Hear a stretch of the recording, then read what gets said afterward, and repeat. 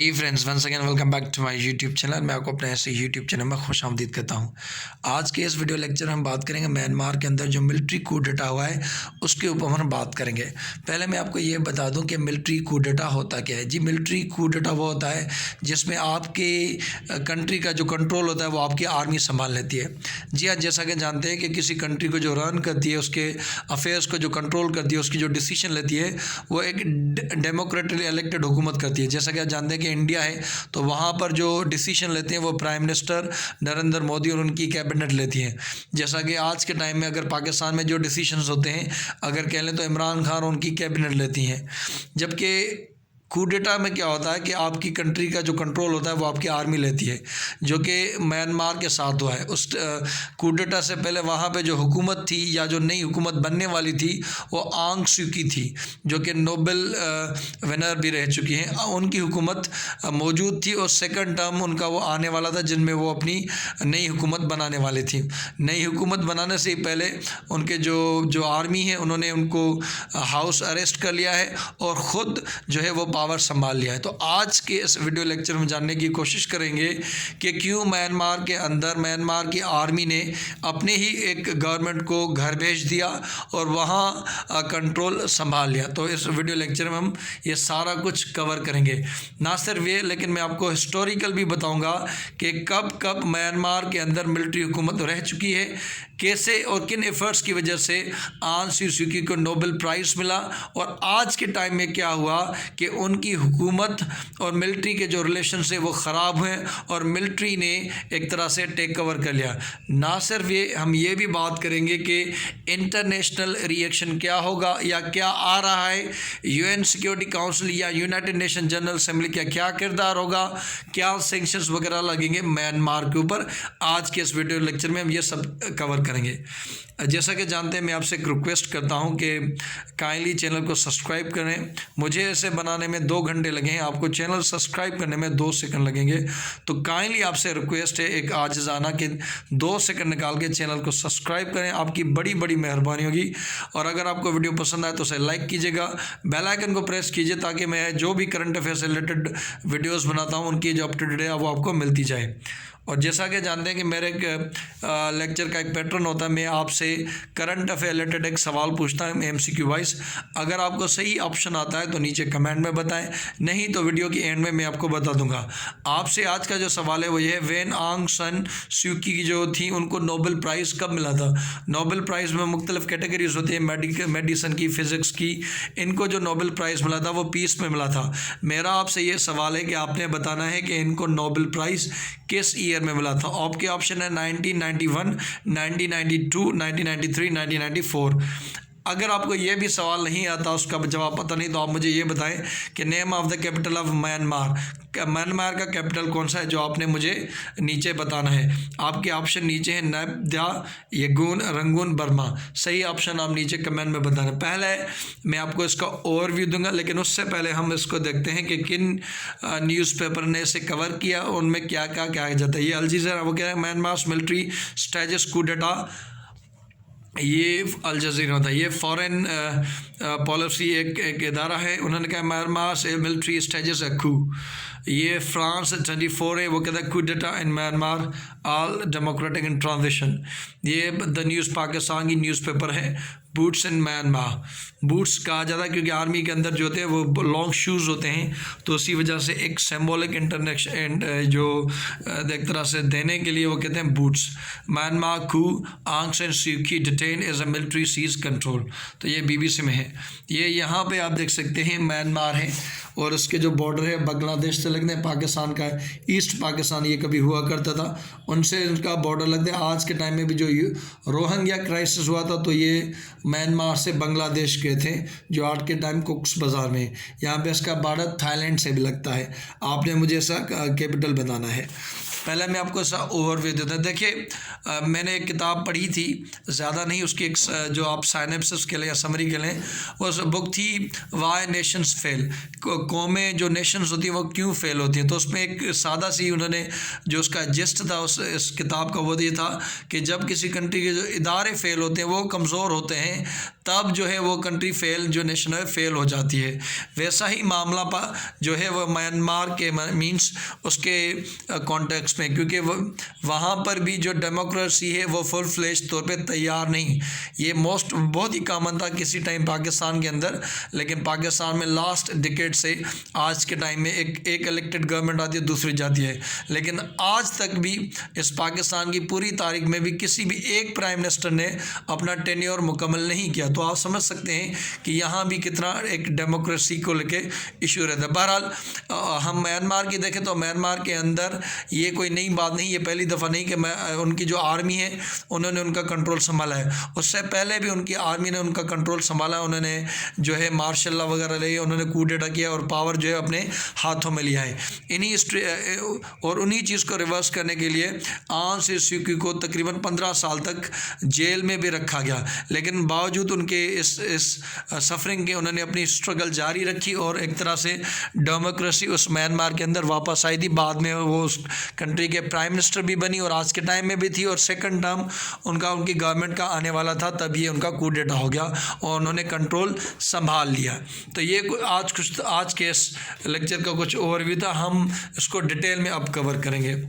देखिए म्यांमार की जो आर्मी है उन्होंने पावर जो है उसे जो मैंने कहा कि मिलिट्री कू डेटा के अंदर होता है कि आपकी कंट्री की जो आपकी आर्मी होती है वो उसका कंट्रोल संभाल लेती है। तो यहाँ पर भी यही हो कि म्यांमार की आर्मी ने कंट्रोल संभाल लिया बंदूक की नोक पे, और उनके जो लीडरान थे, प्रेसिडेंट था, जो मिनिस्टर्स हैं, उनको रिप्लेस कर लिया, कुछ को हाउस अरेस्ट कर दिया, किनको कहा भाई जवाब आप फारिग हो। देखिए उन्होंने कर्फ्यू भी नाफिज कर दिया। कर्फ्यू ये किया जाता है कू डेटा के अंदर, बाज़ का तो डेफिनेटली जो आंग सान सू की हैं तो उनकी एक पार्टी होगी, जब पार्टी होगी तो उनके वर्कर्स होंगे, उनकी मोबिलाइजेशन होगी, पॉपुलरिटी होगी, तो वो लोग सड़कों पे आ जाएंगे, तो ये आर्मी के लिए ख़राब हो जाएगा। मैं आपको इसकी बेस्ट एग्जांपल ये देता हूँ कि टर्की के अंदर ये हुआ था, जब अर्दोगान के ख़िलाफ़ जो वहाँ की आर्मी है उन्होंने कू डेटा कर लिया था, लेकिन वो फेल इसलिए हुआ कि लोग वहाँ प्रोटेस्ट करने सड़कों पर आ गए, और बहुत ओवरवेलमिंग जब वो सड़कों पे आ गए तो जो कुछ फैक्शंस ने कू डेटा किया था उनको मजबूरन घुटने टेकने पड़े, और आज के टाइम को सजाएं भी हो रही। तो इस टाइम में भी जब कर्फ्यू, क्योंकि लोगों को घर में रखा जाए, लेकिन ये जो आंग सान सू की उन्होंने अपने सपोर्टर्स को कहा कि आप सड़कों पे आएँ, आप प्रोटेस्ट करें, उस चीज़ को सब ना करें, लेकिन लोग जो है उनको भी एक तरह से डर है कि ये गोली वोली ना चल जाए, तो इस वजह से ऐसे कुछ प्रोटेस्ट आज के टाइम म्यांमार में नहीं हो रहे। और जैसे आर्मी ने ये अपना कंट्रोल लिया तो उन्होंने कहा है कि हम 1 साल की स्टेट ऑफ इमरजेंसी डिक्लेयर कर दें। अब मैं आपको ये भी बता दूं कि ये कॉन्स्टिट्यूशनल तौर से इलीगल है। क्यों? क्योंकि इमरजेंसी जो है वो म्यांमार का प्रेसिडेंट लगा सकता है अकॉर्डिंग टू द कॉन्स्टिट्यूशन के तहत जो प्रेसिडेंट है ये इख्तियारात उनके पास हैं। अब ये भी है कि आज के टाइम जब ये कुछ हुआ है कि मिलिट्री ने कंट्रोल कर लिया है, तो एक तरह से न्यू सैंक्शंस यूके और यूएन उनके ऊपर लगा सकते हैं। उन्होंने क्रिटिसाइज भी किया, यूएसए भी लगा सकता है। तो आने वाले टाइम में देखेंगे कि कौन कौन से कंट्रीज इन पे सैंक्शंस लगा दें, क्योंकि इतना बड़ा कंट्री है नहीं, या इनकी मिलिट्री का इतना इन्फ्लुएंस रीजन में नहीं। बहरहाल अगर कोई रशिया कर लेता, या आप समझ लें पाकिस्तान कर लेता, या इंडिया कर लेता, उनकी बड़ी आर्मीज़ होती हैं, उनका बड़ा इन्फ्लुएंस होता है, तो इस वजह से रिएक्शन आता। म्यांमार की आर्मी इतनी बड़ी आर्मी होगी नहीं, है नहीं, तो इस वजह से उनको बहुत क्रिटिसाइज वगैरह किया जाए। इतनी बड़ी इकोनॉमी नहीं कि उसकी वजह से कहेंगे कि अगर यहाँ पे ये आर्मी होगी तो हमारा ये इकोनॉमिक नुकसान होगा। तो उनकी ना तो इकोनॉमी इतनी बड़ी है, ना उनकी आर्मी इतनी बड़ी है, तो इस वजह से उनके बाद ठीक ठाक कंडेमनेशन आएगी, और उनके बाद सैंक्शंस भी उनके ऊपर लगाए जाएंगे। अब यहाँ पे हम देखते हैं कि आज के टाइम में हुआ क्या है, मसला क्या बना है कि म्यांमार की आर्मी ने अपने ही गवर्नमेंट को घर भेज दिया, कंट्रोल संभाल लिया। मसला ये था कि वहाँ पे नवंबर में इलेक्शंस हुए थे, और जब वो जो इलेक्शंस थी वो आंग सान सू की पार्टी ने जीती, और उनको लैंडस्लाइड विक्ट्री मिली। जैसे आज के टाइम में अगर ये कहा जाता है कि इस्टेब्लिशमेंट की जो पार्टी है वो पीटीआई पार्टी है, नून लीग को साइड कर दिया गया है। अगर ये हो कि अगर यहाँ पे नून लीग की पार्टी जीत जाए तो एक तरह से ये कहा जाएगा, लोग कहेंगे मैं नहीं, इस्टेब्लिशमेंट की हार हो जाएगी, तो वो एक तरह से इमरजेंसी वगैरह लगे। यही कुछ आज के टाइम में म्यांमार के अंदर हुआ है। ये जो म्यांमार है वहाँ पर ये इशू आया है कि वहाँ पर जो आंग सान सू की पार्टी थी, जो most of the time opposition में रही है आर्मी की, उन्होंने लैंडस्लाइड विक्ट्री ली। और जब उन्होंने लैंडस्लाइड विक्ट्री ली तो आर्मी ने ये कहा कि वहाँ पे फ्रॉड हुआ है, क्योंकि जो अपोजिशन में पार्टी थी उस पार्टी को जो सपोर्ट थी वो आर्मी की थी। जो आर्मी की फेवरेट पार्टी थी वो तो हार गई, जो आर्मी की मुखालिफ पार्टी थी आम की पार्टी वो जीत गई। तो इसी वजह से उन्होंने कहा कि वहाँ पे इलेक्शंस के फ्रॉड हुए हैं और उन्होंने कहा है कि हम ये पावर को कंट्रोल में रहे। ये उन्होंने एक तरह से एक अपने कूडेटा को लीगलाइज करने के लिए एक नैरेटिव दिया है।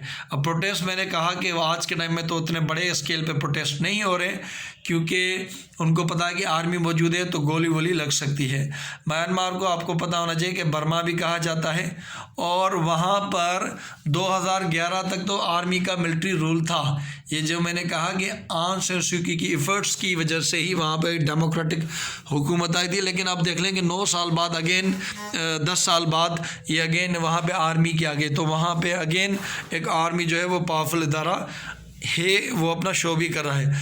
वो जो डेमोक्रेटिक रिफॉर्म्स आंग सान सू की ने किए थे जिसकी वजह से एक तरह से डेमोक्रेसी आई थी, अगेन वो एक तरह से देखा जा रहा है कि ज़ाया ना हो जाए, क्योंकि वहाँ अगेन आर्मी की हुकूमत आई। जैसा कि मैंने कहा कि इन्हीं डेमोक्रेसी को लाने के लिए उनको 15 साल जेल में भी रखा गया। ये आप ईयर्स याद गए, 1989 से लेके फ्राम 2010 तक उनको जेल में भी रखा गया और वहाँ से ही इनकी जो प्रोमिनेंस थी वो बढ़ी और इनको कहा गया कि ये जो है एक तरह से डेमोक्रेसी के एक रोशनदान है, बेकन ऑफ लाइट है, और इन्हीं की वजह से उनको 1991 में नोबेल पीस प्राइज़ मिला था। जी हाँ, 1991 में इनको नोबेल पीस प्राइज़ मिला था कि इन्होंने अपने कंट्री के लोगों के लिए लड़ा।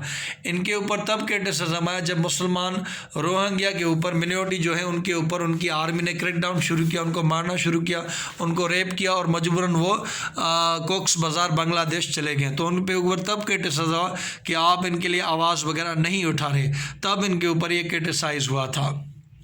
लेकिन आज के टाइम ये जो है ये पावर जो है वो हैंडेड दिया गया है मिलिट्री के इस कूडेटा के बाद। उनके जो कमांडर इन चीफ है ऑंग हेलेंग, ये आपको नाम याद रहेगा, ऑंग हेलेंग आज के टाइम ये उनके कमांडर इन चीफ हैं जिन्होंने कूडेटा किया है, जिसकी फर्स्ट पिक्चर मैंने अपने में रखी थी। मैं आपको बता दूं कि आंग सान सू की जो पार्टी है वो है नेशनल लीग ऑफ डेमोक्रेसी। ये आपके MCQ में आ सकते हैं। आज के time Sindh public service commission ने अपने जॉब्स ना उसके लेक्चरशिप भी कंबाइंड कॉम्पिटिटिव एग्जामिनेशन में, तो उनमें ये पूछा जा सकता है कि आंग सान सू की पार्टी वगैरह कौन सी है, तो आप देख सकते हैं कि नेशनल लीग ऑफ डेमोक्रेसी है। पार्लियामेंट्री, जैसे मैंने कहा था कि पार्लियामेंट्री इलेक्शन जो हुए थे वो आर्मी जैसे पार्टी को कंट्रोल कर दिया, उसने तो अपने हार दिए थे, और आंग सान सू की जो पार्टी थी उसने जीती। ये वो पार्टी है USDP जिसको आर्मी सपोर्ट कर रही थी, वो हार गई। NDL जीती है, नेशनल जो NLD नेशनल लीग डेमोक्रेसी, वो पार्टी जीती है। अब म्यांमार के जो प्रेसिडेंट है विन माइनेंट, ये सिर्फ अख्तियार उन्हीं को है कि वह इमरजेंसी डिक्लेयर करें, लेकिन आज के टाइम उनकी आर्मी ने ये कुछ किया है और उनको भी, उनके सदर को भी उन्होंने डिटेन कर लिया है। तो ये कुछ ओवरव्यू था। हम देखेंगे इनके आने वाले टाइम में सेक्रेटरी ऑफ स्टेट ने अमेरिका को उन्होंने इसे क्रिटिसाइज़ किया। उन्होंने कहा है कि नॉर्मल चीज़ की जाए, नॉर्मल तरीके से इसे देखा जाए और नॉर्मल तरीके से हल किया जाए और डेमोक्रेसी को रिस्टोर किया जाए। इंडिया ने कहा है कि उसको रिस्टोर किया जाए। चाइना ने कहा है कि आप अपने जो डेमोक्रेटिक वे है उस तरीके से अपने मसले मसाइल को हल करें। ज़्यादा उन्होंने उनकी मिलिट्री को क्रिटिसाइज वगैरह नहीं किया। बहरहाल आने वाले टाइम में हम देखेंगे कि ये मिलिट्री रूल रहेगा, क्योंकि एक वहाँ की एक आदत है, वहाँ के मिलिट्री रूलर्स रहे हैं, उन्होंने एक तरह से कर्फ्यू वगैरह किया है या ये उन्होंने मार्शल लॉ लगाते रहते हैं, कूडेटा करते रहते हैं, तो उनके लिए नई बात नहीं होगी। उनकी मिलिट्री में ये इनग्रोन है। जब तक कि डेमोक्रेसी मजबूत हो जाए, डेमोक्रेटिक इंस्टीट्यूशन मजबूत हो जाए और उनको कोई एग्जाम्पलरी पनिशमेंट वगैरह नहीं मिलती, तब तक मसले मसाइल होते रहेंगे। आज और इसी में UN सिक्योरिटी काउंसिल, UN को अपना किरदार अदा करना चाहिए और डेमोक्रेसी को बहाल करना चाहिए, जो कि रियल रिप्रेजेंटेशन उनके लोगों की। यहाँ मैंने आपसे सवाल पूछा था कि आंग सान सू की को नोबेल पीस प्राइज़ कब मिला था, तो वो 1991 में मिला था। ये इसका राइट ऑप्शन है। आपको नहीं आता तो आप ये जान लें। और मैंने आपसे ये पूछा था कि name the capital of Myanmar, जिसे हम बर्मा भी कहते हैं, तो ये नेपदा, ये कुछ इसकी प्रोनाउंसिएशन है, उस हिसाब से देख लीजिएगा। तो ये मैंने आपसे पूछेगा। वीडियो को एंड करने से पहले आपसे रिक्वेस्ट है कि अगर आपने चैनल को अभी तक सब्सक्राइब नहीं किया तो काइंडली सब्सक्राइब कर ले, वीडियो को लाइक कीजिए, बेल आइकन को प्रेस कीजिएगा। Thank you so much, God bless you all.